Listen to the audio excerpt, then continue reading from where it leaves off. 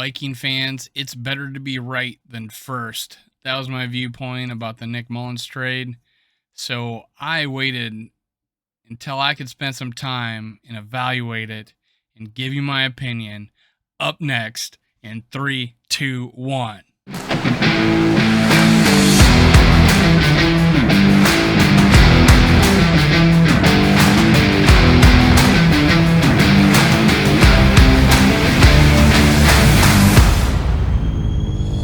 Hello, Skull brothers and sisters. Welcome to Skull World, brought to you by Minnesota Sports Talk. I'm your host, Dave. You can follow me on Twitter, TikTok, and Facebook at Skull World. Now, make sure you hit subscribe, like, and leave a comment below. That also enters you in my contest. I want to hear your feedback, but I also want to pay back to you. I'm 30 subscriptions away from getting to 500, and that means I will give $50 away in merchandise the day of the game against the Packers. $750, I give 75, $1,000, I give 100. But we're so close to 500. Let's make sure we get there. Leave a sub below, leave a comment, leave a like, help get the word out there. Now let's move on to what I waited so long to talk about. Nick Mullens, who was on the Raiders preseason squad. We traded a 2024 conditional 7th round pick for Nick Mullens. I imagine it means whether or not he makes the active roster or not. I assume that. I don't doubt he will. I assume he is going to make the team and the 53, and that we will owe them a 7th round pick. So imagine that. Let's say we drafted a quarterback in the 7th round, and now he's our backup quarterback. That is a value. That's the kind of trade that you can hang your hat on. So great job, Kwesi Adolfo-Mensah. Obviously had some experience with him as he was in Cleveland while Adolfo-Mensah was there. And Kevin O'Connell has spoken glowingly about him. He says he admired him from afar and has watched his career a little bit. So he was on board with this too. Now, let's just go back in the Wayback Machine.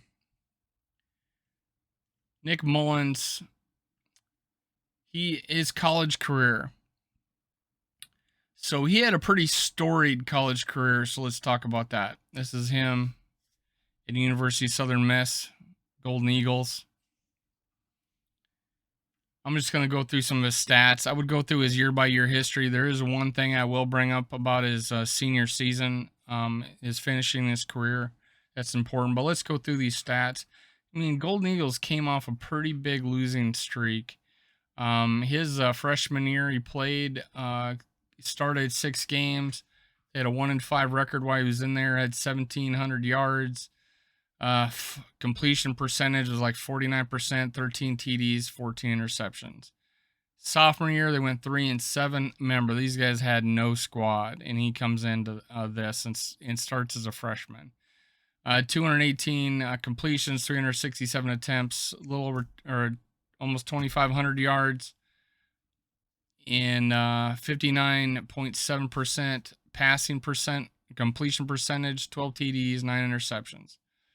Okay, so moving on to his junior year where things picked up considerably, he went 9-5, 331 for 521, 4,476 yards, 8.6 yards average per attempt, 63.5% completion percentage, 38 touchdowns, 12 INTs. So his junior year was his biggest year. Senior year, 7-4, only played in 11 games. He played in 14 the year before. 243 for 384. So fewer games, less production. 3,270 yards, 8.5 long, or 8.5 average per attempt. So that's good. 63.3, so also the same. In his completion percentage, 24 TDs, 11 interceptions. Obviously had fewer TDs, almost the same amount of INTs. So not as big a year. Now think about if he had the same exact year as the year before, he would have easily been drafted. Easily been drafted. In just a little recap, his 11,994 yards, 87 touchdowns in his career. All right, in 41 starts. His 11,994 yards passing and 87 touchdowns passes dwarfs the 7,695 yards in 52 touchdowns registered by former NFL great Brett Favre during the 4 years with the Golden Eagles. So 11,994, 87 touchdowns compared to Brett Favre, who's in this picture, looking good. 7,695 yards and 52 touchdowns. This looks like the exact type of uniforms we wore back then. So yeah, these are the college uniforms back in the day. Looking good. I love them. I'm surprised they didn't have a neck roll. So that was that's how good he was coming out of college. He broke Brett Favre's records by a long shot, by a long ways.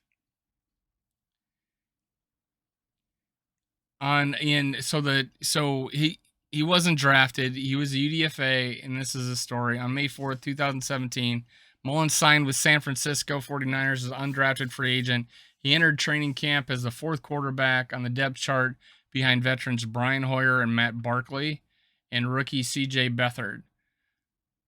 On September 2nd, 2017, Mullens was waived as part of 49ers' final roster cuts, but he was signed to the practice squad the next day. January 2nd, 2018, the 49ers signed Mullens to a reserve futures contract after he spent his entire rookie season on the practice squad. So they had him on the practice squad. They put him in a reserve futures contract after the season was over. So they thought enough of him to keep him. So they saw something in him, and it paid off. 2018, September 1st, 2018, Mullens was waived by the 49ers and was signed on the practice squad the next day. On September 26, 2018, the 49ers promoted Mullens to their active roster after starting quarterback Jimmy Garoppolo tore his ACL and is placed on the IR for the rest of the season. The terms of the new contract were for 2 years and $1 million. On November 1st, 2018, Mullens was named the starter for the 49ers Week 9 game against the Oakland Raiders on Thursday Night Football. His first start, after Beathard suffered a wrist injury in the previous game against Arizona Cardinals. Mullens finished the NFL debut in first NFL start, completing 16 of 22 passes for 262 yards and 3 touchdowns as 49ers won 34-3. So if you have a good roster and you put Nick Mullens in on a Thursday night game, 34-3, he's got a blowout under his belt. The 2 games Sean Mannion played for us, dwarf, and he had weapons. Dwarf in comparison to what Nick Mullens is doing back then. His passer rating of 151.9 was the highest since 1970 for a quarterback with at least 20 passing attempts in a debut. The Mullens was also the first player in 49ers history to throw 3 touchdowns in the first game for the team. He completed a 24-yard touchdown pass to wide receiver Pierre Garçon in the first quarter to mark his first NFL touchdown. The following week, against the New York Giants, I watched every highlight of this game.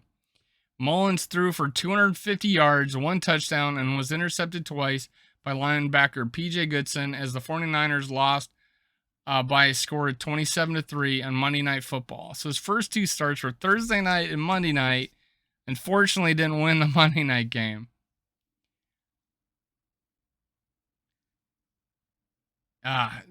Mullens had the first road start during the Week 12 facing Tampa Bay Buccaneers. He threw for 221, one touchdown and two interceptions. The 49ers lost 27-9. So he struggled a little bit after that. So 2019, during the 2019 season, Mullens primarily served as the backup to Jimmy Garoppolo. He only appeared in one game in the 2019 season. The 49ers reached the Super Bowl, but the team lost 31-20 to Kansas City Chiefs. 2020 season, actually, I didn't actually watch that particular Giants game. I watched another one. It was in the 2020 season, which he won again by blowout. Here it is. In the third, so Mullens was named starter for Week 3 against the New York Giants in 2020 season. In the 36-9 victory, he passed for 343 yards and one touchdown. That game, I watched the highlights of that game. They just blew out the Giants. He was all over the field. It was a great game. So he can apparently put out a couple of stinkers, but he's put up some big time numbers in some games and situations that you don't want to send out your first start like a Thursday night football game. Yeah, so I mean he had success. That's the 2020 season. Oh yeah, here's the picture of Brett Favre, famous draft picture. I should have been having Mullens up when I was reading all those things. So let's actually the San Francisco numbers. So 8 games started in 2018. 176 for 274 attempts, 64.2 percentage, 2277, so 2,277 yards, 8.3 average. That's great. 8.3 average. He throws it down the field. 13 TDs, 10 interceptions, 90.8 rating. Not bad for a first-time player. Not bad for a first-time player. 2019 didn't see the field. 2020, he kneeled once. This is rushing -3 yards. 2020, 8 games started, 211 for 326, 64.7, so similar percentage. Yeah, more yardage, 2,437, 7.5 average, still good. 12 TDs, 12 interceptions, 84 rating. So that's his San Francisco numbers. Then he was the practice squad with he was signed by the Eagles on June 14, 2021. Mullens signed a 1-year contract with the Eagles. On August 28, 2021, Mullens was waived by the Eagles. Mullens was then signed to the Cleveland Browns.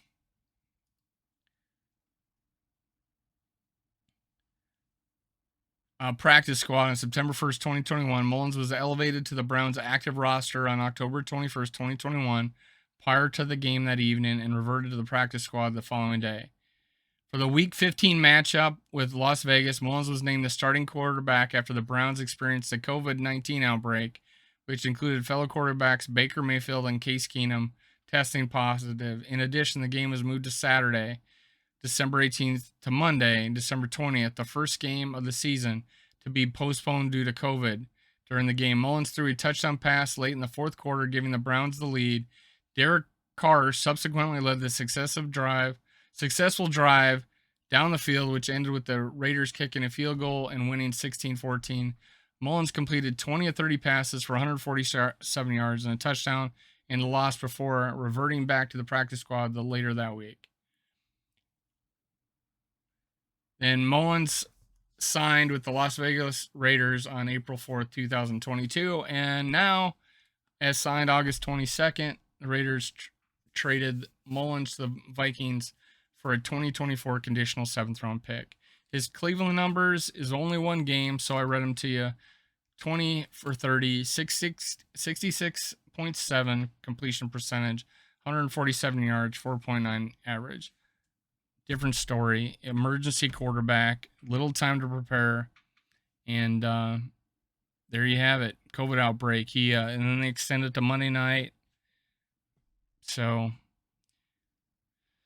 or I forget when, Monday night, maybe Saturday the next week. I forget when they played that game. But yeah, so that's his time. That's what happened. So I always like to see what did they think of him coming out of college. Here's his analysis. Mullens is a productive college quarterback. There he is with the Raiders.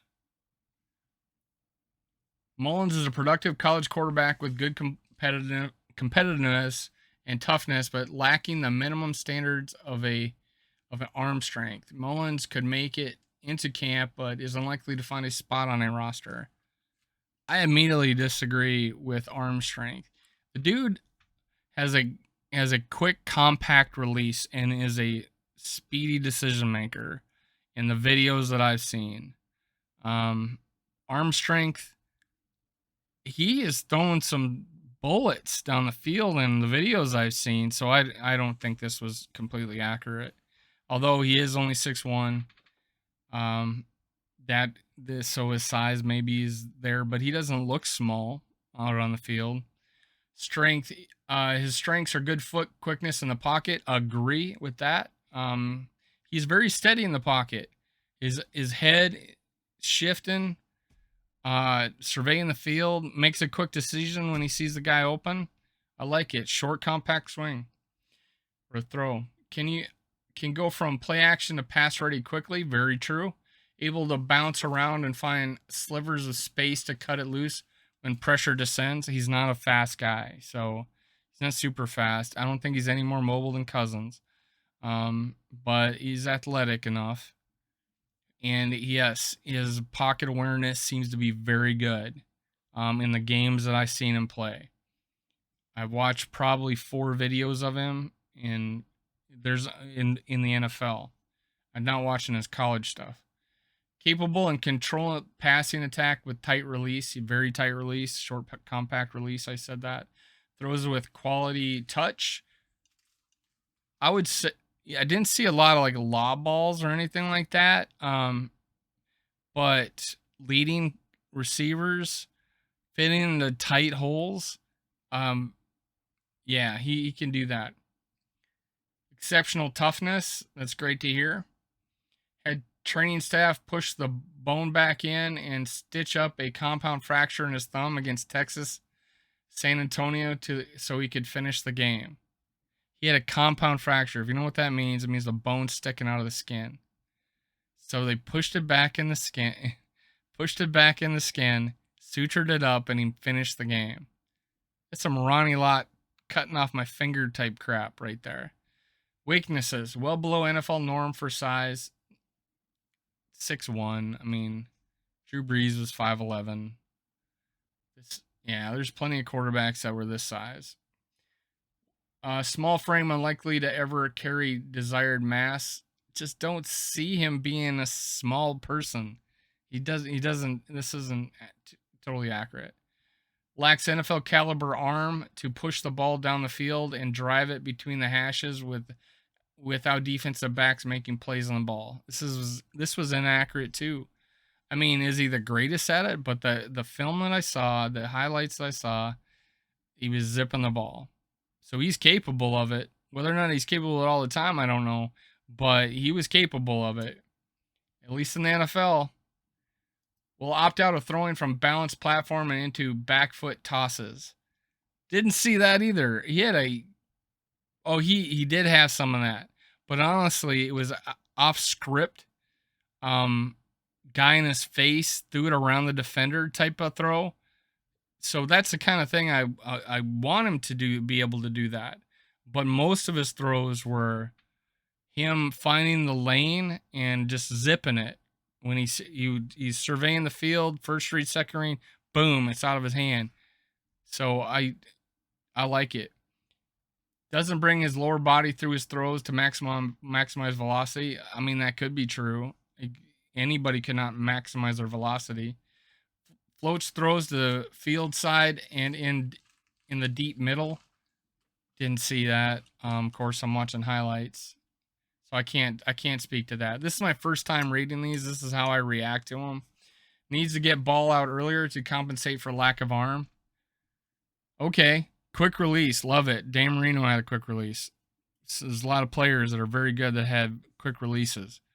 So makes up a hell of a lot for strong arm strength.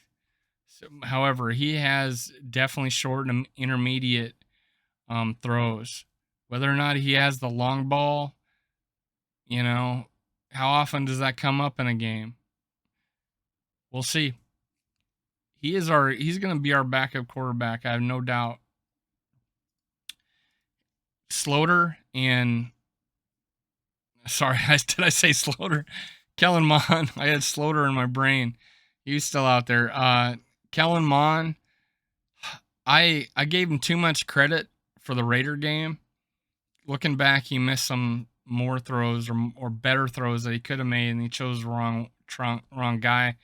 And then this last game, there's some drops out there, so I can't blame him on that. But then there was a couple of thrown over a guy's head who was wide open. The 2 picks were ugly throws, ugly throws. Better, the first one, a better throw would have been caught. And the last interception was, he should have thrown it farther down the field and have the guy run underneath it and high point the ball. He let it to where the inside safety could easily pick off the ball, which was a terrible throw.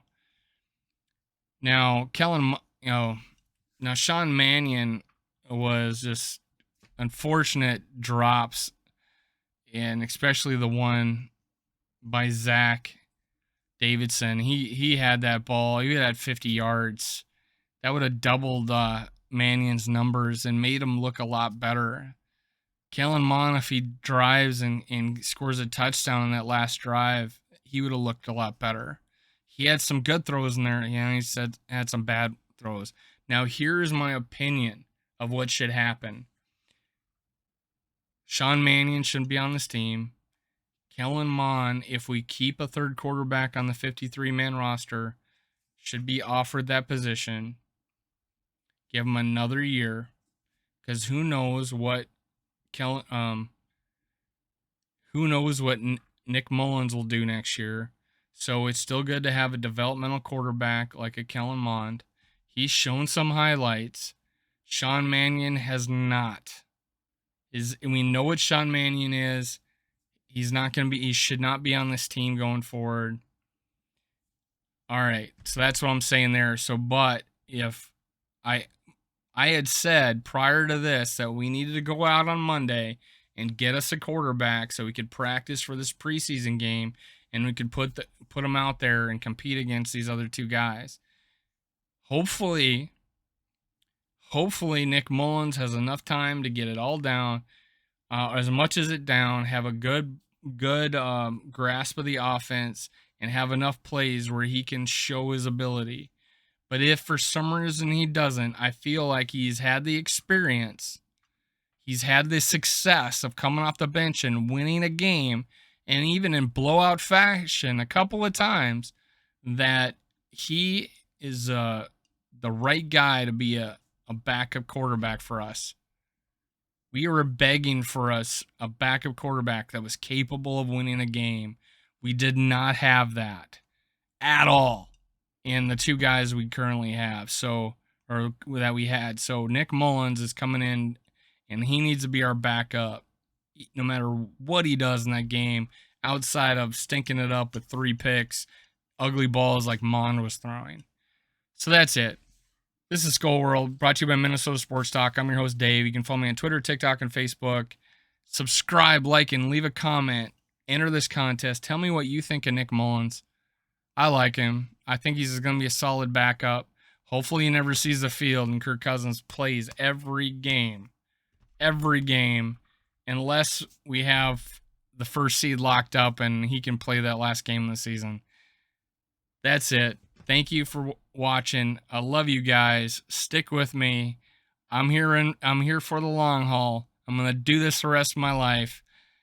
I hope it's a long life. Let's do it. Skol Vikings. Let's go.